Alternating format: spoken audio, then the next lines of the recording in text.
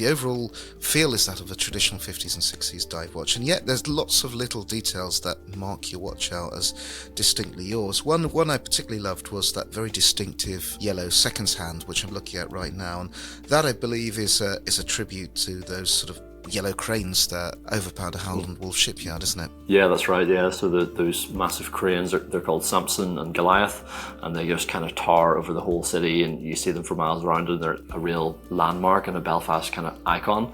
And that was something we wanted to pay tribute to in a subtle and tasteful way.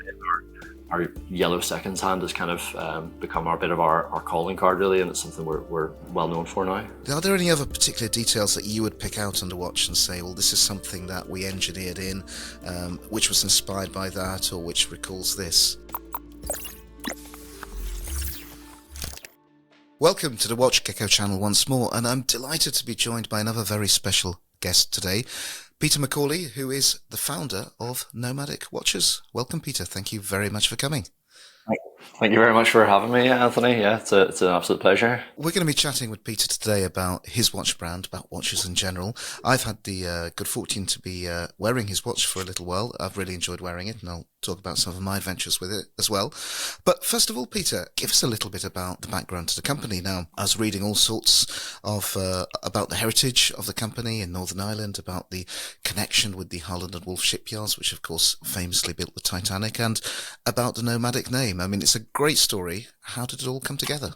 Yeah, thank you. Nomadic is as you've said, a luxury watch brand from Belfast, and we've tapped into a lot of the rich history of Belfast, which is quite famous for shipbuilding and a number of other kind of heavy industries. So there's quite a legacy of craft and innovation in the city, and we really wanted to tell that story through our timepieces. So the name Nomadic actually comes from the SS Nomadic, which was the tender ship to the Titanic. So it was a 1/4 size replica of the Titanic that was used to ferry first class passengers to and from the Titanic, and it's now been converted into a museum and is situated in Hamilton Docks in Belfast. So you can kind of, it's the last remaining ship of that era, and it's been beautifully restored. And I used to work in the kind of docks area, and I would walk past that ship, almost every day, and that was where I got the inspiration for the name of Nomadic. So it ties into our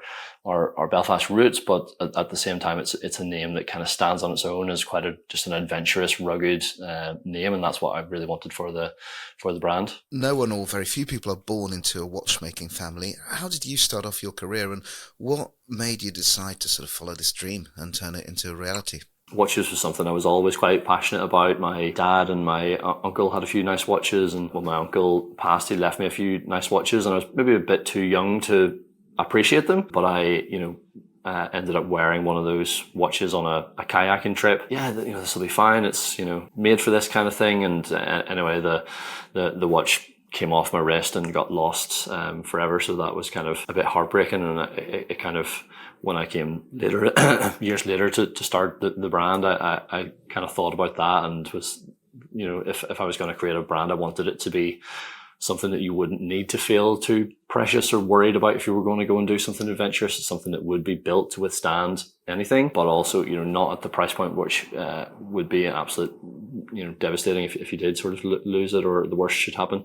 So that was where I wanted to put the brand, and that was really where my love of watchmaking kind of started, was with my dad. And when I was a boy, and he told me about mechanical watches and how there's no batteries, and that just kind of totally blew my mind, and I was really fascinated by that. And my career was in mechanical engineering, so I worked in mechanical engineering and manufacturing for a lot of years. So producing like aerospace components and railway components and things with really tight tolerances, and I kind of specialized in difficult to make things. So the kind of transition to watchmaking was kind of quite natural there for me, in terms of the technical side, but the whole area that comes around with building a business, with the sales and marketing, that was a whole new area for me and a whole new challenge, and something I've really enjoyed. I love stories such as yourselves, Peter, where you have people, I mean, it sounds like you had a nice, secure, safe career, your trajectory, your path was marked, and then one day you decide to risk it all and just follow this dream, because of course you never know how it's going to work out, do you? That's it, yeah. And you know, we had just had our first little boy, and he was, you know, less than a year, I think, when I started to work on Nomadic, and that was maybe not the best timing wise, but I think there's never a good time. And then when I decided to go, you know, initially it was a kind of a part-time side project for me, and I wasn't sure if people were really going to like our watches, but luckily they did, and they've absolutely loved them, and that gave us the confidence to go full time at it. And timing wise, to go full time, my daughter was just born. She was about 4 weeks old, so my wife was kind of like, why are you doing this right now? But it's worked out really well, and it's whenever you can give something your full focus, it's kind of amazing how much you can do with it. I've been wearing your Marai. Have I pronounced that correctly? Marai, is that correct Yeah, pronunciation? so I would say, yeah, Maraí. Some people say Maraí, so it depends maybe where you're regionally from, but yeah, so. Right, so I'm going to call it the Marai because I like that name. Yep. It sounds to me like the Italian word for sea, which is mare, so that sort of fits in quite well. Yeah, so it's actually the Irish word for seafarer. Now, I would say it's sort of inspired very much by what I would call the sort of traditional canon of dive watches from the 50s and 60s.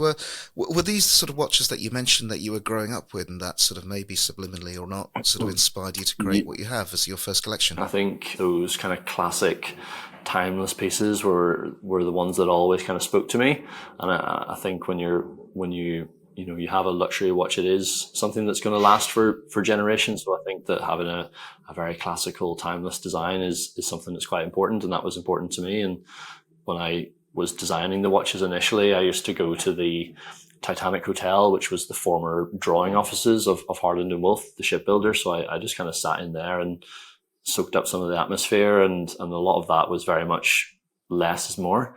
And I think that helped me just to really kind of pare back some of the ideas. And initially it was, you know, maybe a very cluttered and trying to pack every feature into the watch. And I think as a designer, the hardest bit is to actually just pare things back and keep things simple. And there's a sort of like a personal connection for you, isn't there, in terms of how sort of like the sea has played a part in your life? Yeah, definitely. So my family have always been, you know, around the sea and on boats, and my dad is a really passionate fisherman, and actually, you know, a few years ago my dad and my brother were sailing from Liverpool to Belfast, and their boat suffered a catastrophic failure and began to sink. And this was in the middle of the night in a storm, and luckily they were able to radio through to the RNLI, and they launched a lifeboat crew from the Isle of Man, and you know, the boat had completely sunk under the water, and they were just left bobbing around as a tiny little head in the middle of the ocean. And somehow, through, you know, the incredible skill of those guys and their amazing equipment, they were able to find them and rescue them. And so the RNLI as a charity were really quite passionate about and wanted to try and support as much as we can. So last year, instead of doing like a Black Friday sale or maybe giving someone a bit of discount off a watch, I think we thought it was much more meaningful to actually donate 10% of our sales to the RNLI. And I think the opportunity to help in some small way to save lives at sea was much more meaningful for us than to do a sale or a promotion for Black Friday. So that's something we're going to continue to do, and it's something we're really proud to be able to support. And I think not a lot of people know that maybe that the RNLI is actually a completely charity funded organization. It's not, you know, like the fire service or the police that are sort of government funded. These are all purely reliant on our donations to function, and it's the work that they do is just incredible. So it's great to be able to support that. And I think so many of our clients are seafarers or use their watches in around water, and you just never know when an accident can happen and you might find yourself in need, and it's great to know that those guys will be there to rescue us. It's incredible. So those guys, well, they saved their lives, really. I mean, it sounds like it could have had a very different ending had they not been Absolutely, there. Yeah. You know, I think once you're in the water, you know, your odds of survival just rapidly, exponentially go towards zero. And to be able to find someone in the sea at night is just incredibly challenging. And I'm eternally grateful to those guys that were able to do that. Yeah, it's a truly fantastic cause, and such a great one to support as well. Now, Peter, as well as the sort of like seafaring and shipbuilding tradition with the Harland and Wolff connection, sort of the overall feel is that of a traditional 50s and 60s dive watch, and yet there's lots of little details that mark your watch out as distinctly yours. One I particularly loved was that very distinctive yellow seconds hand, which I'm looking at right now, and that I believe is a tribute to those sort of yellow cranes that sort of overpower the Howland Wolf shipyard, isn't it? Yeah, that's right. Yeah, so those massive cranes, they're called Samson and Goliath, and they just kind of tower over the whole city, and you see them for miles around, and they're a real landmark and a Belfast kind of icon, and that was something we wanted to pay tribute to in a subtle and tasteful way. Our yellow seconds hand has kind of become our bit of our calling card, really, and it's something we're well known for now. Are there any other particular details that you would pick out on the watch and say, well, this is something that we engineered in, which was inspired by that, or which recalls this? I think the thickness of the watch was something we've tried to make a very slimline and very sleek. And I think that was just kind of inspired by that design language of the kind of early shipbuilding, and in terms of just making everything, there's nothing superfluous on there. It's all functional, but it's all not too cluttered and not too busy, and just even getting the size of the fonts and the text just right so that they're quite small and not too in your face was something we spent a lot of time over. And of course, to give the watch its full name, it's called a Marai 401, and there's a significance in a 401 as well, isn't there? The 401 is our little nod to Titanic, which is kind of maybe the greatest engineering feat from Belfast. Ultimately, extremely tragic end, but the engineering of the ship itself at that time was groundbreaking. So 401 is reference to, it was the 401st ship to be built in Harland and Wolff. So it was that was its production run number, and that's the production run number of our watch as well. The one example I've been wearing is a green watch. I think green works very well, not just because it's a classical colour for a dive watch, but it also probably means a lot to anyone who's living in Ireland, doesn't it? It's the national colour, yeah. And it reflects a lot of what the country's heritage is about. Yeah, definitely. For me, the green it's our best seller, and it's I think it's just the strongest color in our range. I think it just works really well, and it's not too bright, it's not too loud. It's quite a subtle green. It almost looks black in a lot of lights, but when the sun kind of shines onto it, you really see that pop of green, and I think it just looks fantastic. It's really interesting. Now, there's not been many watchmakers in Ireland. I mean, it's not exactly sort of Switzerland, is it, when it comes to building watches? Yeah, and that's something we're here to change. So yeah, we're not exactly famous for watch building. There are a few watchmakers in Ireland, but they're not super well known, and there's not very many of us. So I think it's again something a little bit more unique as well from our point of view, and it's I think nice to be able to represent the island on the kind of global watch stage. You were formed quite recently. The Marai is your first watch collection. Yep. Where is it going from there? What will we be seeing next, and how has the family of watches grown, and what will we be seeing in terms of inspiration and design language in the future? We're working on building out the range. In future, we're going to be bringing out a GMT and a chronograph, and we'll kind of stretch that range out a little bit as well. And then we're also working on a field watch, kind of a explorer style watch, and that's going to be our next watch, which will be coming this side of Christmas, certainly anyway, and that's going to be called the Turas 914. So Turas is the Irish word for expedition, and 914 is a little reference to the 1914 Trans-Antarctic expedition, where guys like Ernest Shackleton and Tom Crean and this band of guys went down to try and cross the Antarctic, but ended up getting trapped on the ice and stuck there for a period of 2 years, and it's become one of the greatest stories of survival kind of ever.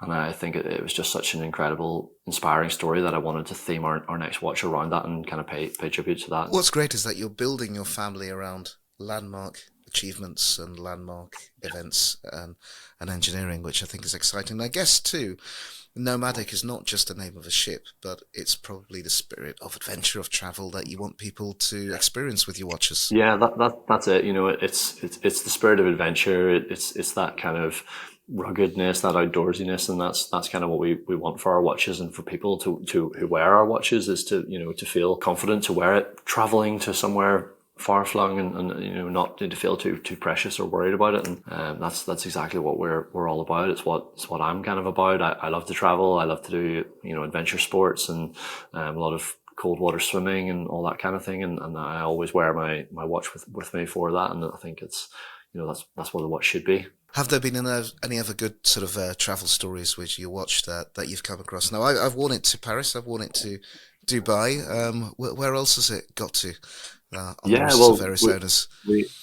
So we actually have there's a Nomadic in 32 countries across the world. So the growth has been pretty incredible, and we have I think maybe the furthest ones there's one in Tokyo, there's one in South Korea, there's some in Santiago in Chile, and I think we've got a watch in every continent except for Antarctica yet. So that's coming soon.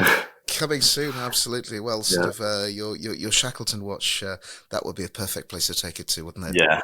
Will we be seeing more watches on the shipbuilding theme? I mean, I remember, I don't know if you heard of it, a while ago there was actually a watch which I believe it had a bezel or some metal in it from the Titanic itself. Yeah, I read about that watch and seen it. Yeah, I thought that was really quite interesting, quite unique, and I think I'm not sure if we'll go down that route of using the materials and things from some of these historic events. It's something we might look at, but yeah, definitely we'll sort of be building out our range across, always linked in with some kind of unique story or I think that's quite important, because for me, I think a watch, I always say a watch doesn't really just tell the time, it tells your story. And I think that a watch is something you should feel proud of, and you should feel you want to talk about it and tell people about it. When someone asks you, oh, what's that watch you're wearing? You can say, well, it's this, and you've got a whole kind of story to go into and tell someone about. And I think that's what makes a watch interesting and unique. It's such a personal item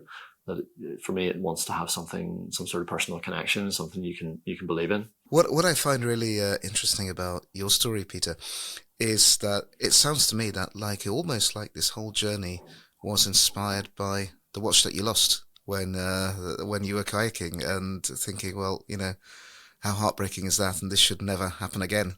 And can you tell us a little bit about that watch? Because although that watch is no longer with us, it really is probably it's thanks to that this all happened, isn't it? It was a Tag Heuer, and I don't remember exactly what watch it was. I was maybe a bit too young to kind of appreciate it or understand maybe quite how nice it was, but it was probably more the sentimental connection that it was my uncle's watch, and I think as a teenager, you don't really maybe appreciate these things. You think you're indestructible, you think everything's indestructible, and you can just go and kind of be reckless, and I think to have lost that at the time was a bit devastating. But it was kind of as I matured and got a bit older and I reflected on it, that I was like, that really was a shame, and I wish I was able to still have that watch and that connection. What would you say are there's a few sort of like dive watches around. What are the things that make your watch unique? What makes it stand out? I think in terms of our yellow seconds hand, I think is something that's quite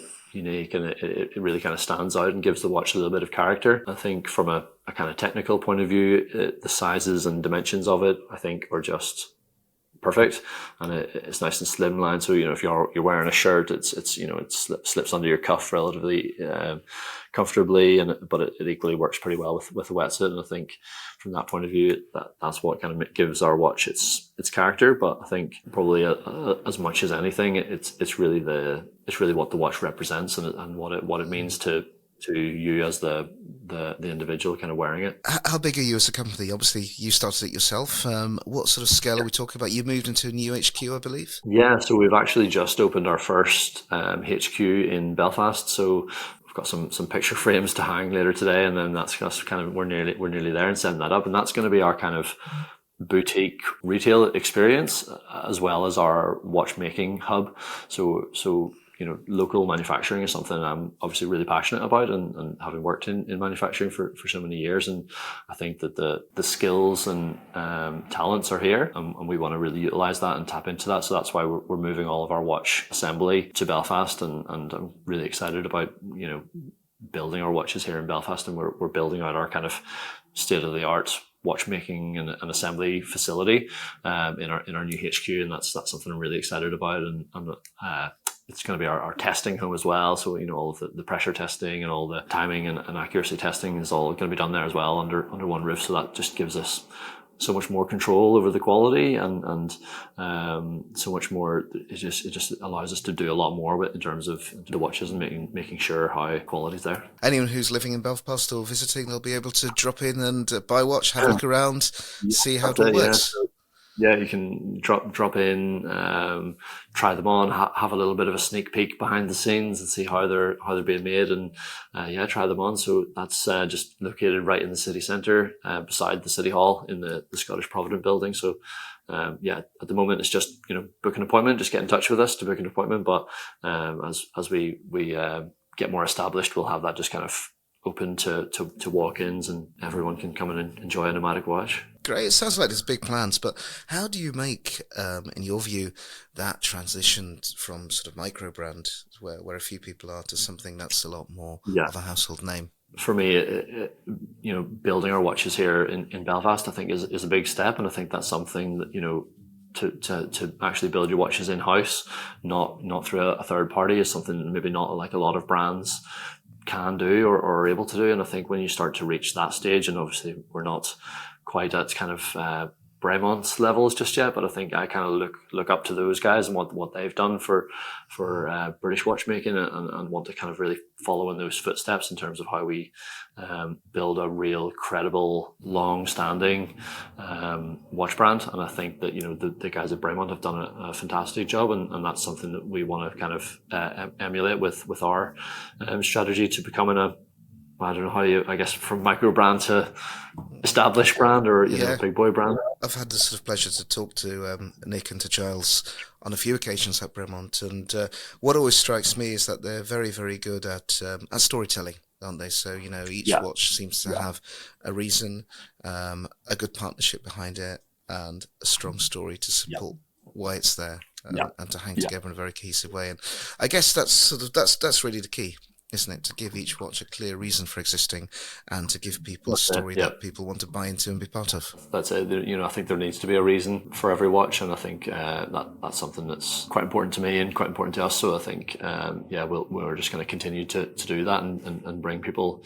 stories that they can connect with and be excited to talk about and tell. How important is the sort of Northern Irishness to the brand? I mean, we talk about British watchmaking and Swiss watchmaking, but how important is the region when it comes to the way that you sell and market your watches? It's incredibly important. So we're in a very unique position, being from Northern Ireland. We're not only part of the UK, we're also part of Ireland, and we're also part of the EU single market. So that allows us, whenever we're selling watches within the EU, that we don't have to go through the same levels of red tape that our kind of British counterparts do, and we don't have to charge any additional taxes to sell into the EU. So that's something that's really quite unique about Northern Ireland and its position. And I think there's lots of negative points, and certainly in Belfast history and Northern Ireland's history and with conflict. But I think modern Northern Ireland and modern Belfast is really about coming together, and it's a real kind of melting pot of cultures now, and it's something that's, I think, Nomadic, we're quite proud to be British and Irish and Northern Irish and from Belfast, and I think we can be all of those things, and that's something that I think is really quite unique about our position. And I think that's the way a lot of, I guess, the younger generations from Northern Ireland are kind of thinking in terms of their politics. So it's quite an interesting place to be. I've always thought that whatever, for example, your views are on Brexit, there is an opportunity in Northern Ireland, isn't there? Because we're obviously here at WatchGecko. We're selling watches all the time. There's a huge amount of bureaucracy and issues with selling to Europe. But Northern Ireland, I've always thought you've got to some extent the best of both worlds at being able to sell into the EU without any problems, and being able to sell into Britain without any problems. Now, you obviously founded a company. Are you designing the watches yourself? How big a team is there, or are you just basically doing everything? We're now starting to kind of grow the team out a little bit more. So initially it was pretty much all me, but I've always worked with a team of designers and engineers as well. So I do a certain amount of it, and then I have a designer called Mark Boscott that I work with, who's an incredible local designer, and he really helped us to refine the brand and refine some of the finer points. And then from there, yeah, so my wife's in the business. We're hiring our first 2 or 3 kind of key employees to come into the business, and then we work with a few kind of local agencies and global agencies as well. So it's a kind of ever evolving and growing and expanding team, and it makes for quite an exciting way to do business in the kind of modern day. Absolutely. Now, there's lots of people who would love to do what you have done and dream of founding their own watch brand. What advice would you give to these people? We hear from people all the time saying, "Oh, I want to found my own watch brand. What do I do?" What would you say to all those people? It's an incredible journey. It can be incredibly rewarding, but it's not easy. And I think you need to make sure you have your eyes open and know exactly what you're getting yourself in for. I think when you come to start your own brand, I think there's a tendency to think that when you create this new product and you love it so much that everyone else is going to love it too. And it's just often not the case. And I think just spending time on figuring out who your customers are and who your clients are is invaluable. And once you get a lot of key insights into how you can actually bring a watch to market and not just create an incredible technical piece, because obviously there is a lot of engineering to go into it, but it's so much more than that as well. So I think just having to think about who exactly your target market is and how you can help them and serve them is really probably the biggest advice. I think when you create any business, but particularly for me with Nomadic, it's a real privilege, because you're creating something that's ultimately going to go to a client and be with them for the rest of their life, and it's going to become a part of their life, and that's a privilege, to give someone a gift like that. So you have to kind of take it quite seriously and make sure that you're doing it for the right reasons to actually enhance people's lives and serve them with a tool that they can really enjoy. There's a question I always like to ask people who've sort of started their own businesses, maybe a slightly unfair one, a year in or so, or 2 years in, is what would you have done differently? I would have went full time earlier. I think trying to juggle it as a side project and still maintain a full-time career and being a parent as well was, in hindsight, maybe a bit too much. And I think it was probably pretty close to burnout at one stage. And I think if I had have had the confidence to commit to it a bit earlier, I think we would maybe be a little bit further along with our journey. But that's kind of just the way things go, and I probably wouldn't really change too much about how it all worked out. And so far it's we're still very early days, but I'm just pleased to see the feedback from yourself as a watch expert to get your hands on our watch and love it is just incredible to me, and from all of our clients as well across the world. When you get those 5-star reviews and people emailing you to thank you for this incredible watch that they have, that's what really made me know that we have something here that the people love, and we can do something with this. Are we going to see the brand on the road at various watch shows? I know there's a huge sort of community that follow Red Bars and follow all sorts of watch shows all over the world, from America to the UK. How are you planning to get it out there? We probably will do a few more in-person kind of watch shows, and it's not something we've kind of done so far. But I think if we can find the right ones in the UK and in America, that we'd love to be there. And I think there's a few watch shows and fairs that I've kind of got my eye on, and it's just seeing if we can get the invitation to go across. So yeah, absolutely. Well, I'm sure sort of like people will be absolutely keen to see what you come up next. You mentioned the Shackleton watch. Have you got anything else further down the line that you're thinking of? Yeah, well, that's really kind of been our main focus for now, and the GMT will probably be our next watch, but it's very early stages of development, so we haven't really got anything I can share with you there. But yeah, we're just always going to be moving forwards and innovating and trying to bring new watches to people. So yeah. What is your favourite watch story of your own from your watches that you've worn? Did you have a particular moment where you took your watch to one place or saw a particular detail and you thought, yes, this is what I really wanted to experience? Good question. Put you on the spot, I realise. Yeah. I think maybe the most surreal kind of watch moment for me was when I was at an event, and I just went up to the bar and had ordered a drink, and the guy beside me ordered his drink, and he went and he grabbed his pint, and I looked at his wrist and I was like, hang on a minute, that's a Nomadic. And, wow. And I kind of got got chatting to him then, and it was the first time I'd actually seen someone else out in the wild that I, hadn't known or, set up or anything. And that was pretty surreal for me to see someone actually wearing our watch out and about. And that was probably the most, the coolest place I've seen it. That must be quite special. Yeah, it was really surreal. It was great to catch up with him then and have a bit of a chat. So he'd taken on a cruise around the world, and he was, talking to all these other people, and they were really interested. And I think that's something that people seem to, when they have our watches, they sort of join our community, and I think people get really passionate about them then and sort of spread the word about them a little bit. So it's great. And it sounds like you're not shy about putting your watches through their paces yourselves. I mean, are you still doing kayaking? And you mentioned cold water swimming. That sounds horrendous. Yeah, it's cold water swimming is something I've kind of really got into over the last year. It was something. I've got one question. Why? Why? I know. Well, I think there's a few good reasons for it, and partly it actually has some incredible health benefits for not only your mood and your mental health. It actually boosts your serotonin for a period of up to like a day or 2 days, even after you've kind of had some cold exposure. It's also really good for muscle recovery.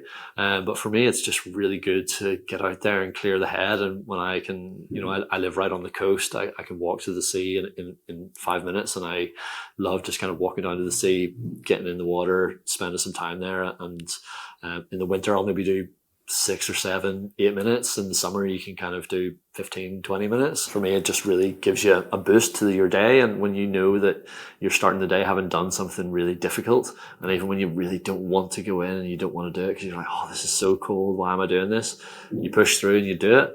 And then you know that the rest of your day is going to be probably pretty easy because you've already faced a significant challenge and come out the other side. And it's about training your brain and training your body to just respond when you want it to, not just on a whim of, I don't feel like it. It's, well, no, we're going to do this and we're going to push forward and we're going to feel better after it. And it just feels great. So once you get into it, you kind of get hooked. That's incredible. When you say cold water swimming, how cold are we talking? Yeah, well, just kind of the sea here. So I know a lot of guys would do like ice baths and stuff, and I haven't kind of gone to ice bath kind of level. It's maybe something I need to actually do because in the summer the water's not really cold enough. But yeah, I think even if on the days when I can't get to the sea, I'll just have a cold shower and just turn the temperature down as kind of cold as it'll go. So maybe not quite at what's the guy called, Wim Hof, the Iceman they call him. He does all this kind of in the Arctic regions and extreme snow and temperatures, maybe not quite at that level, but yeah, just as cold as I can get it. So what's the best technique? Tiptoe into the water or throw yourself in? Yeah, for me it's just maybe wade into my waist, splash a bit of the water, get psyched up, and then just go. I think you just got to jump in.